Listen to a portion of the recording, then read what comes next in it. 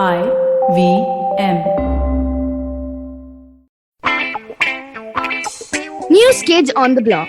We bring to you stories that top the nation's papers, fresh from the Ascend International School and IVM desk. Hi, I'm Kavya. I'm Anya. And I'm Trivik. And welcome to this episode of News Kids on the Block, where we give you all the top news updates of the week. Fun fact, this is our 20th episode, I'm pretty sure. Wow, 20 episodes in 2021. 20 not out. So good. So our first story is about the Padma Awards for 2021. A lot of people received it, and a lot of people we've heard of, like PV Sindhu, Mary Kom, Kangana Ranaut, Karan Johar, etc. But there's also many people that we know, and who have done so much for our country, but we don't talk about. So I thought I would highlight a few of them today.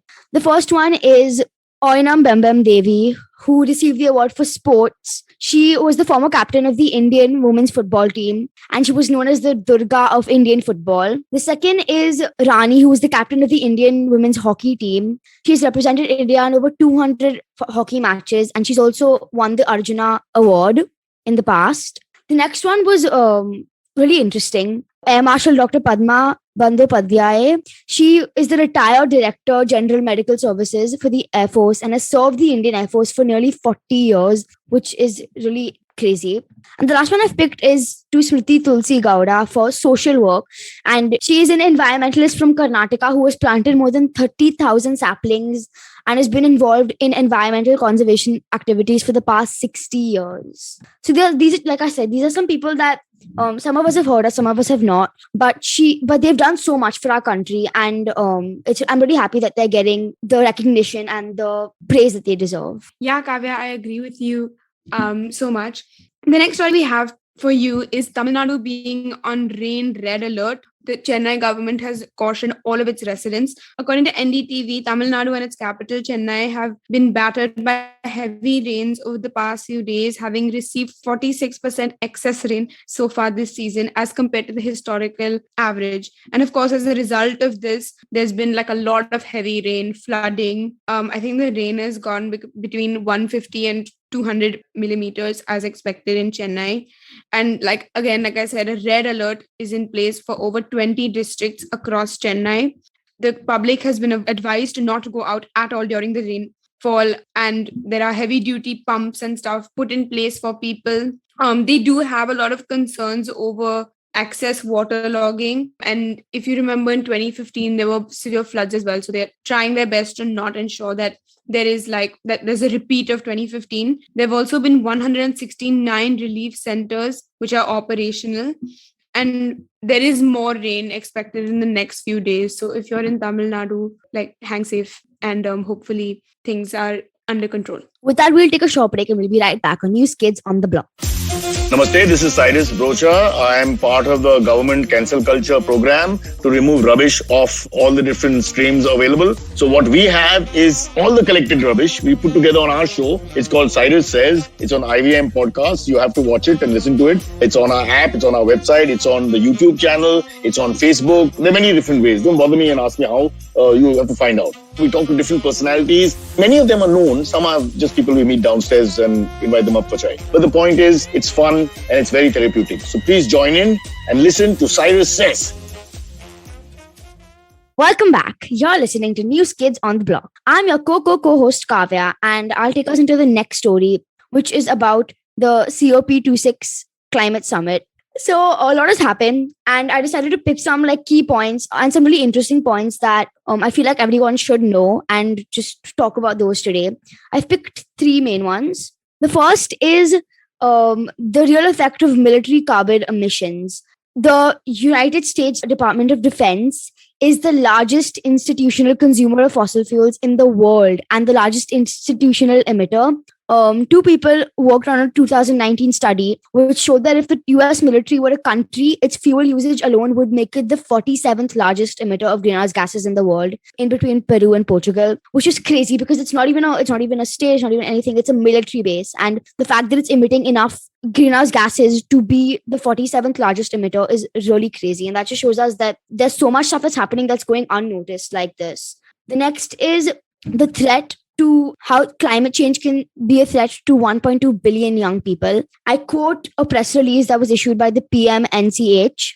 Almost all of the current generation of 1.2 billion adolescents aged 10 to 19 are exposed to at least one climate and environmental hazard, shock, or stress. Heat waves, cyclones, air pollution, flooding, and water scarcity. Failure to avert a global rise in temperature of just 1.5 Celsius will put their health and prospects for survival at extreme risk. This is really scary because while we're all aware that carbon emissions and climate change is such a big threat, I think we've just not thought about it a lot, and we've not processed the fact that it can be such a big thing, and we've just always kept it in the back of our minds. But it's something that is a really big threat, and we need to start thinking about it more and make a conscious effort to change, keeping this in mind.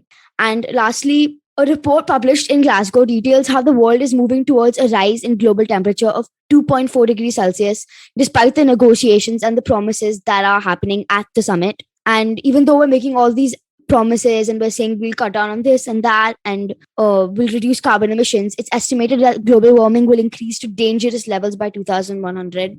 And even though this seems like a small change and this seems like a very long time, it's not. Everything is changing so fast and it's getting worse day by day. So if we don't do something, it's just going to put so many people at risk. And like I said, something we need to all start thinking about more actively. Yeah, Kavya, I definitely agree with you. The climate crisis is just something that we haven't talked about, which is what makes this particular climate summit that's still ongoing so much more important. Our next story for you today is about the popular American rapper Travis Scott. And so Travis Scott this Friday, I think it was, held the Astro World Fest in Houston. And what happened here is what was supposed to be just one of the most amazing concerts that we've seen so far. A lot of renowned artists were supposed to be performing at it. It turned into a mass casualty incident and left at least 8 people dead and tons of others injured, as when the crowd surged towards the front gate, squeezing audience members who had nowhere to escape at the event. And it was like a stampede, and 50,000 fans or more apparently were caught in this stampede and were severely injured, and 8 were left dead. Travis Scott has come out and apologized to it. However, the feedback he has received has not been very positive. A lot of hate has been going towards the artist, including a lawsuit which is being pursued against him as of this current moment. He has not cared to comment on it, but I think that this whole event was just a bizarre thing. I think it is down to poor organization and poor planning. Should have been better handled by the security members. Those extra fans should not have been let in at all costs. I think in future events, we need to ensure that security measures are more secure. Do any of you guys have a comment on this? I have a question actually. Do you know if he stopped the show when this was all happening? I'm not certain. I think that people began to panic during the thing, and I think that he did actually stop the show midway through as soon as he was alarmed about it. However, imagine going with the mindset that you're going to have so much fun. You're going for a concert for one of your favorite rappers. And then literally being scared for your life. Yeah. And then you're like going through a traumatic experience. If you've been to a concert, like you know that they can definitely get quite out of hand and quite crazy. Yeah, for sure. But I haven't been to one in so long. Jeez. By the way, fun fact about me, I went to the Ed Sheeran concert in Geo Gardens on November the 19th in 2019 and 2018. And it was amazing. I would definitely go there again. But just speaking about all this, about how people expect to go to a concert, expecting to have fun and not coming back. I think a similar quote I've heard about a football manager saying no one should go to a football match and not come back. I think the same can be said for a concert or anywhere really. No one should be going somewhere and not coming back due to these misunderstandings. There have been stampedes like this in all around the world. Just take the Hillsborough disaster, for example. These stampedes can happen and they are indeed very dangerous. So it's important to make sure that you don't cross any boundaries and protect not only yourself, but also protect the lives of others. And with that, we will be taking a short break. We will see you after this interval. Hello, everybody. It's been another great week on the IVM Podcast Network. On a show about crypto, Rohan asked the question, what is the metaverse, to Harsh Rajat, creator of EPNS, that's the Ethereum Push Notification Service, and what the term means. There was a fun episode of Cyrus Says Cock and Bull that we did last week. We discussed a whole bunch of different things on it. As always, we discussed the India-New Zealand match and the reactions to it, and elephants in Africa being born tuskless. On Audio Gyan, Kedar introduces us to filmmaker Ashish Avikuntak and his artistic film, etc. On The Longest Constitution, Priya takes a look at Gandhi, same-sex love, and why a few of our laws need to be changed to accommodate the LGBTQIA community. And on the Wire Talk, Siddharth speaks to Ayaz Memon, the sports writer, journalist, lawyer, regular on Khel Niti, former host of one of our shows, The Cricketwala Chronicles, and so much more. They talk about his new book, Indian Innings, The Journey of Indian Cricket Since 1947. Do follow us on social media. We're IVM Podcasts on Twitter, Facebook, Instagram, and LinkedIn. And remember, if you're enjoying this show or any of our other shows for that matter, please do tell a friend. And finally, we'd like to thank our sponsors on the network this week: Cred, Bank of Baroda, Quarter, CoinSwitch, Kuber, Slate Coffee, Intel, Kotak Mahindra Bank, and Oxfam India. Thank you so much for making this possible.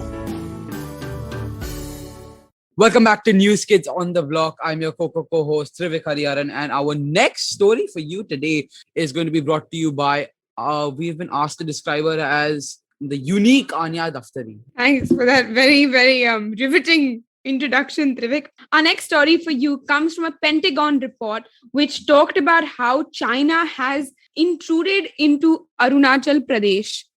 Yes, that made no sense at all initially. This information comes from the US Department of Defense's annual report to Congress on military developments involving China. And it claimed, and I quote from a Times of India article, that China has built a large 100-home civilian village inside disputed territory between the Tibet Autonomous Region and India's Arunachal Pradesh. The Times of India article also talks about how China intruded 4.5 kilometers within the territory of Arunachal Pradesh. And they said that News 18 article said that it was in the Upper Subansiri district, which is territory that is currently controlled by China.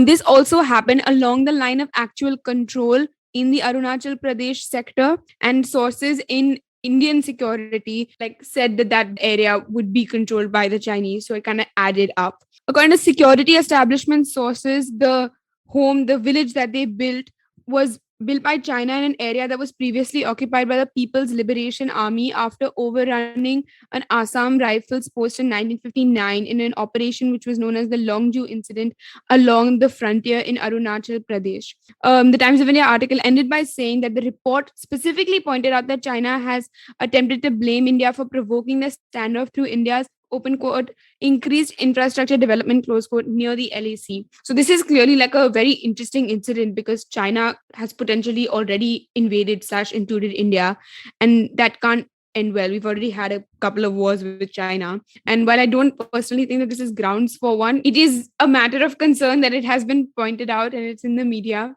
And it'll be interesting to see how this story plays out in the future, and we can hope for the best. With that, I will take you to our last story for the day.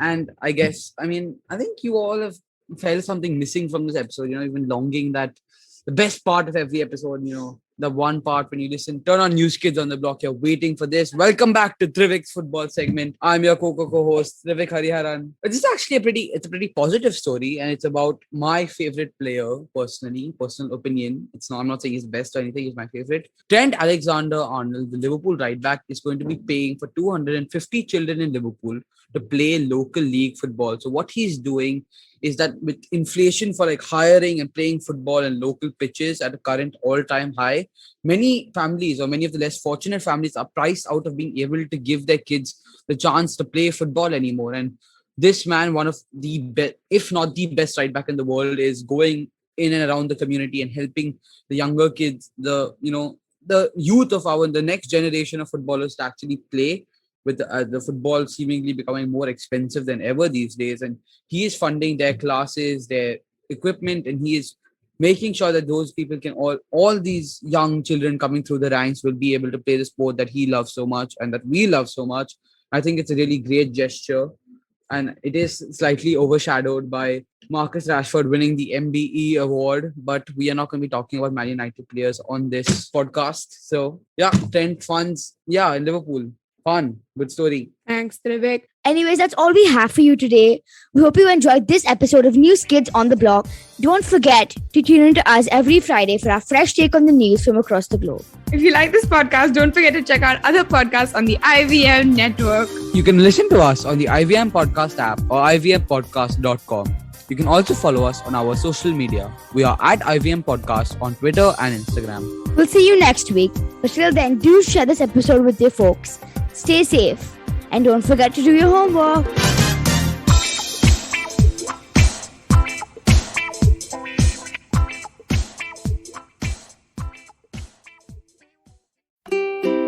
Habits? Routines? How exactly do they help us get better? Well, to simplify it for you, tune in to the Habit Coach podcast. I am Ashton Doctor, and I'm going to be here to help you get better daily with some simple, easy to do habits that you can easily adapt to your life. So tune in to the Habit Coach podcast from Monday to Friday, because I believe that awesome lives start with awesome habits.